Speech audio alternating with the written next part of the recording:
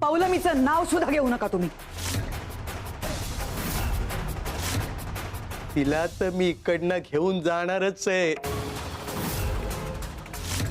माझी अर्धांगिनी बनवून. सासूबाई,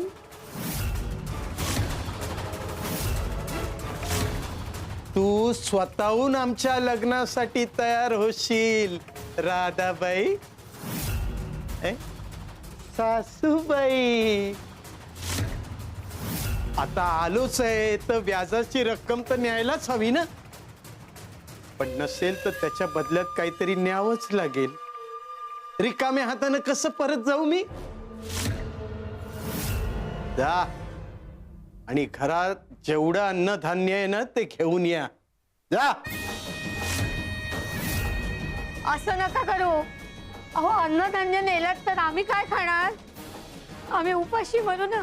उपाशी मराल तेव्हाच डोकं ठिकाणावर येईल.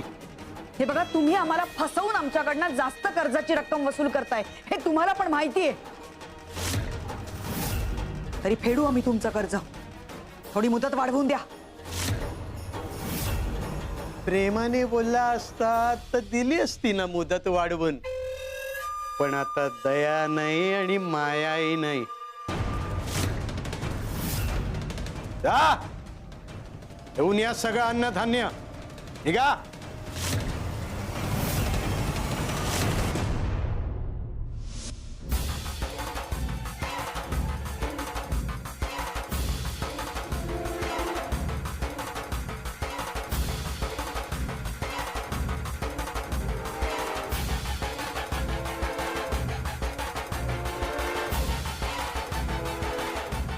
ही तर सुरुवात आहे राधे. तुझ्या घरातला प्रत्येक कण, प्रत्येक श्वास मी हिसकावून घेईन आणि पौलमीलाही.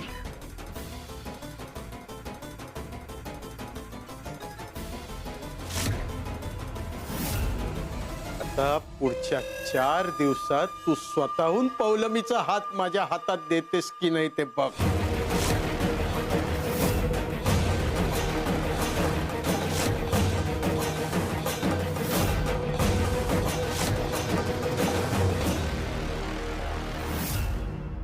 बाळ्या,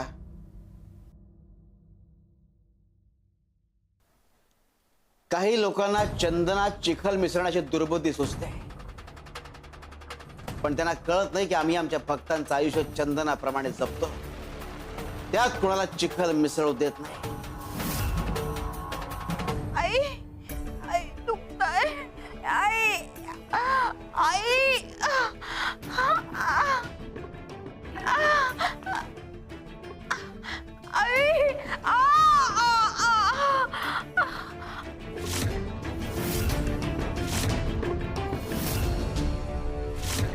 कपिलताई,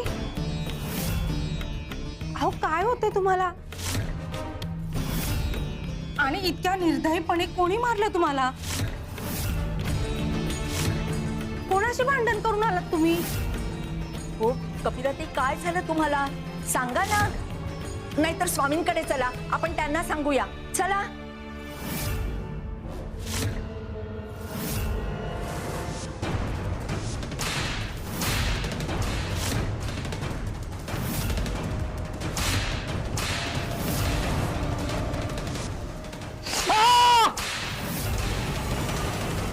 आम्हाला अजूनही कळत नाहीये की आम्हाला चाबकाचे फटके कसे बसले. बुवाने आम्हाला शिक्षा दिली की काय? आमच्या कर्माची परतफेड आहे की काय ही? मन अगदी गोंधळून गेले.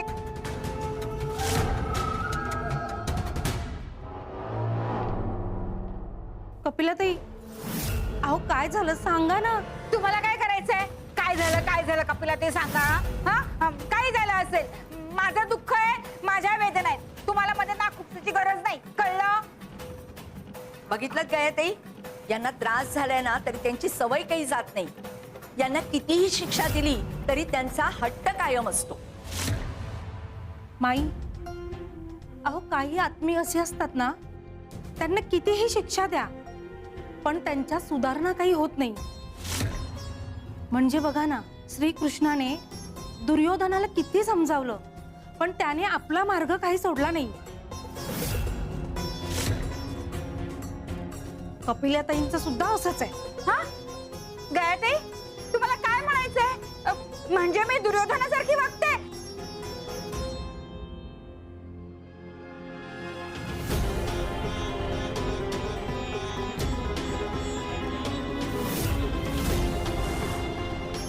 शिव शंकर शंभा. स्वामी मला वाचवा. हे बघा ना, अंगावर कसे वळ आले तरी. ऐक, कोणी वजन दिला? हा? पाठीवर एवढं वजन ठेवल्यासारखं का वाटतंय?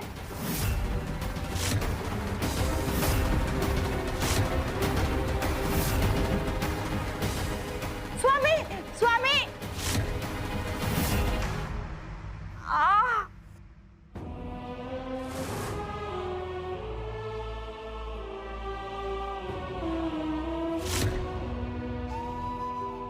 पोर भुकेने पार व्याकुळ झालीये ग. मला तिची ही अवस्था नाही पाहावत. मी जाते शेजाऱ्यांकडे आणि धान्य मागून आणते. नको सासूबाई, नका जाऊ. ह्यांना नसतं आवडलं हे. आयुष्यभर स्वाभिमानानं जगले हे. कधी कुणासमोर हात पसरले नाहीत.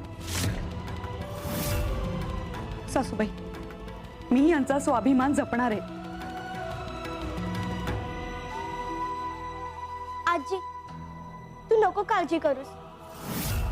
मी भूक सहन करेन, पण तू हात पसरवू नको.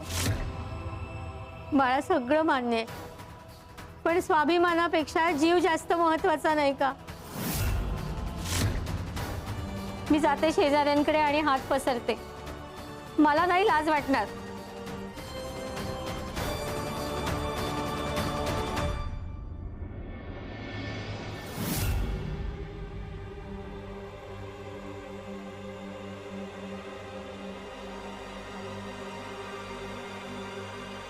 नाही, नको. माझ्या रघुनाथच्या आत्म्याला यातना होतील आणि मला त्या द्यायच्या नाहीत. अगं, रघुनाथच्या जीवाला जोखीम आहे. थांबव त्याला. तुम्ही नका एवढी काळजी करू, काही होणार नाही. सतत काहीतरी चुकीचं घडेल असंच वाटतंय रे मला. राधा, आज तुझ्यामुळे हा दिवस बघावा लागला मला.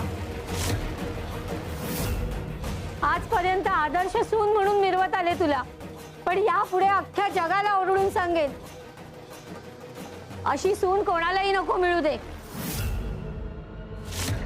अशी आई, अशी बायको कोणाला मिळू नये.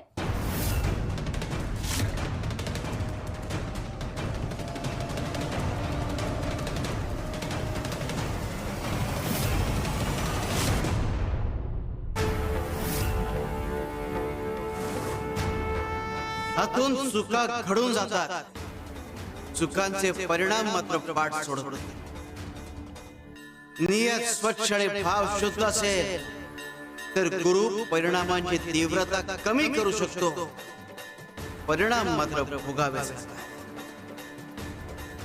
राधा,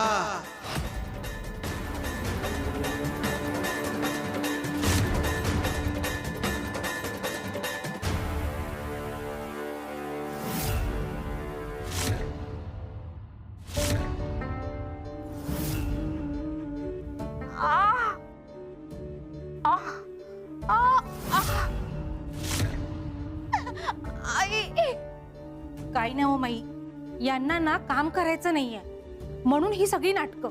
दुसरं काय?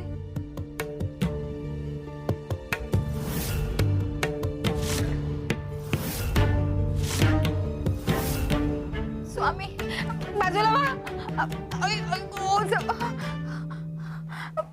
स्वामी,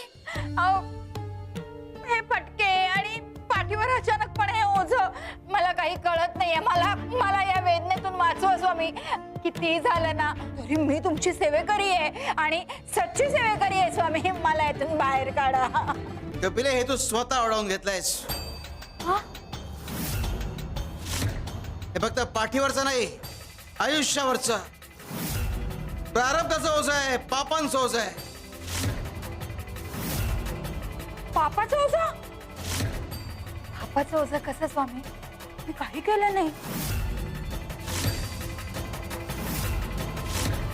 काही नाही केलास बा जा बाहेर जा आणि चिखलात हात बुडवून ये. चिखलात आणि मी जातेस की नाही?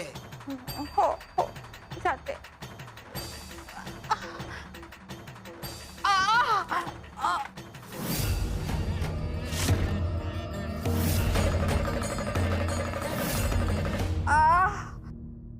आमचे खांदे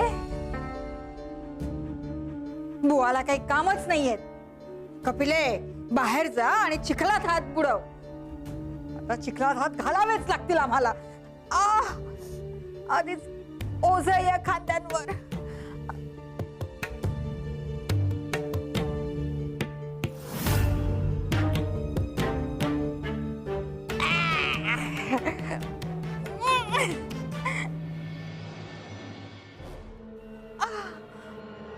स्वामी खूप ओझ आहे पाठीवर.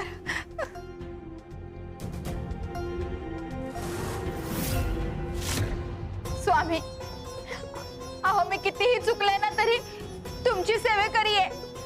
ह्या ओझ्यातून मला बाहेर काढा स्वामी. पहिलंच अगं चिखलात हात घातले की हाताला चिखल लागतोच. याचप्रमाणे पापी माणसाला मदत केल्यावर तुम्हालाही पाप लागते. आणि इतकंच नाही तर त्याच्या खात्यातलं पापही तुमच्या खात्यात जमा होतं. हे तुझं आणि त्याचं दोघांच्या पापाचं ओझ आहे.